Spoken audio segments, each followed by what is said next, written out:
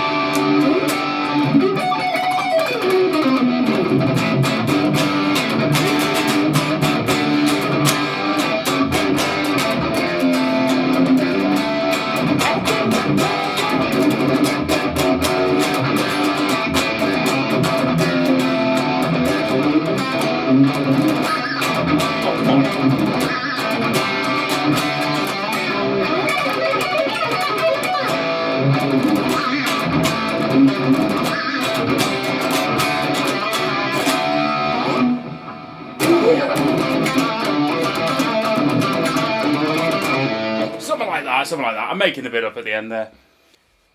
Happy New Year, everyone. Let me explain myself. So that was an incredibly over-the-top, butchered version of He-Man Woman Hater solo. And to kick off the new year, Happy New Year, all that. I just wanted to kind of end as I started last year. I believe one of the first videos I did was about Nuno Betancourt. And I just wanted to rip that solo because that is, I've got to put it, that's my favourite solo by Nuno Betancourt. And I believe it's Rick Graham's as well. He and I, obviously, we hail Nuno as one of the almighty kings of guitar music in general. Anyway, important lesson here is I obviously played that totally wrong. But in my opinion, wrong is right. Now let me explain. Apart from a couple of fluffs in there, obviously, you know, come on, live environment, ladies and gentlemen. The whole point here is it doesn't have to be perfect. I argue that sometimes it's right to do it wrong, because even if you're doing it your own way, as long as it sounds similar enough, you're actually pushing the envelope for yourself, and you're constantly developing as opposed to getting discouraged and then abandoning it. Now, let me explain. I've done this so many times with Nuno Betancourt, so many times. Let me just turn this delay off. One of the earliest things is everyone will remember, if you're all true fans, everyone should remember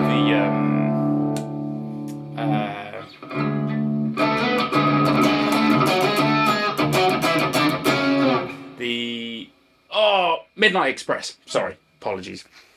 The part in that, it's a very, very over-the-top, hardcore, picked, or so I believed, piece on acoustic. And you've got these parts in there, etc., etc. But then you've got these parts, and here as well. I'm sure you'll remember. If not, go and listen to Midnight Express. It's absolutely badass, and he plays it most live performances as well. Nails it. But my point is, I was listening to it. We didn't have the YouTube back then. You had to listen to the record, man. And I didn't know what he was doing. And I ended up figuring it out because my ear was good. But it was the fact that the technique I was doing was wrong, supposedly. Because he actually, as we know now, because of the internet, and he's got several interviews. He didn't do any interviews or lessons back then. He didn't. He just avoided it. I would listen to it, and I'd believe he'd be playing these notes.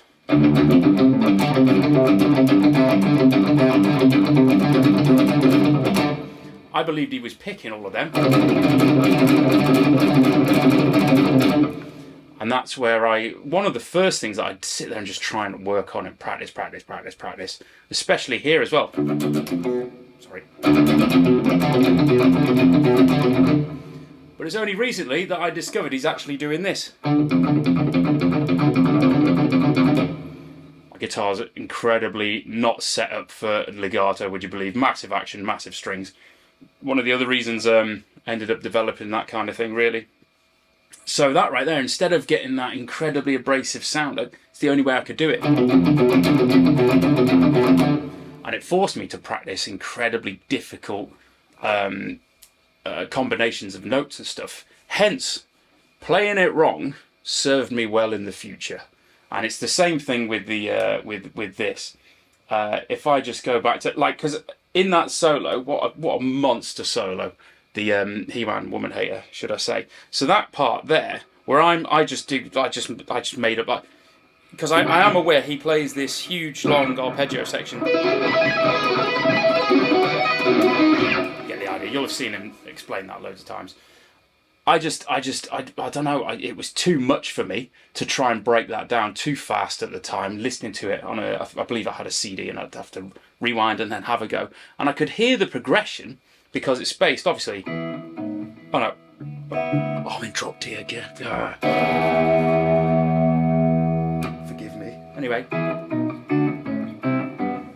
kind of a cycle there. So I knew the chordal shapes. I wasn't particularly into the tapping thing, and I just couldn't figure it out. I couldn't come up with anything. I did, however, because I was, again, like I've said before, that whole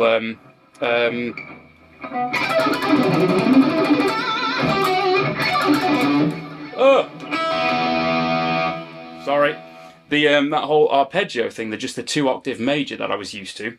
So I would think, oh, do you know what? I'm just going to work on my sweeping and crossing over, and I'd play a simple sort of shape.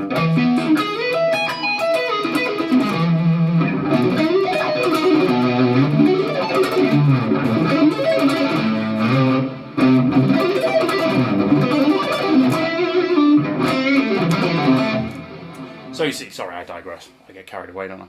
So I do my own thing with it. And I remember, we had attempted to play it in like a rock cover band back in Southport. You know what I mean? They played the covers, mate. And the audience couldn't tell the difference anyway. To be fair, they were all too drunk. But I figured, well, do you know what? I'm actually practicing, my picking, sweeping, whatever, and may as well throw in some licks here and there that will benefit me. And it's paid practice then, isn't it? So everyone wins. Anyway, I apologise for rambling.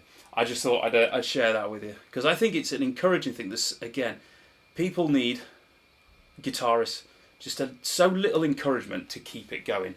It's so easy to just get discouraged, and I'm guilty of that too. Like I said on one of the previous videos, especially coming back into it, trying to get back where I felt I was in my back in my prime, is hard. And sometimes I'm just like, I just don't want to do it. Again, it's a thing that Rick and I discuss constantly, is when you had the technique and then you kind of let it go. It's really hard to get back. It's like, I don't know, being a Mr. Olympia and then being real fat. And then you're just like, oh God, just that first jog is horrible, isn't it? Anyway, I don't half waffle. So, looking forward to the new year, you're going to notice things. Thank you again, by the way. 5,000 means a lot, and hopefully we'll really try and grow this. I've got a lot of projects coming up, a lot of solo material, because that's another thing that I am aware of, is I'm doing a lot of kind of covers and playing just favourite solos, favourite artists and stuff, and maybe a lot of you actually want to hear some of my own stuff and my own. Like I've said, I've got an album. I want to call it a new album, but it's like 10 years old, I think. But I will release it fairly soon, hopefully next couple of months or so. And on there we've got some legends. We've got Paul Gilbert, Hank Marvin, Brett Garsed, absolute legend. We've also got a guy, Pete Lesperance, major hero of mine. I will do a lot about him. He was in a band called Harem Scarum. I think a lot of you might not be aware of it, but you absolutely should. It's criminal, the fact that he's not one of the most famous guitarist in the world, in my opinion, because he massively influenced me, not just in guitar and technique, but also in songwriting. And it was because of a certain album that they did called Voice of Reason, which was very dark, a lot of harmonic minor and stuff, and it had kind of jazz tones to it. And it's when I then started to get into the Django Reinhardt stuff because of that. Would you believe? I don't know if I ramble on. I apologise. Anyway, loads happening with all of that, and yes, project with Rick. I'll do another solo project based on electric as well. A lot of shredding stuff, so many collaborations, and hopefully get right out there. And again, the plan is to play live. But things will look a lot different around here. We're investing a little bit. My buddy Chris and I are going to try a new setup. Same vibe, but just trying to make it a little bit better for you guys. You'll be glad to know, I might actually, I think I've got another mic and stuff. So we can actually get a little bit more modern, but still keep the very live and raw, punch in the face kind of thing. Because that's my kind of thing, isn't it? Anyway, I've waffled on. So 2 things. Everyone go and listen to He-Man Woman Hater and the Pornography album. You have to dig into that. And thanks for being followers, subscribers, and Happy New Year. And let's see where we go. Right. Okay, we'll see you next week. Whoa!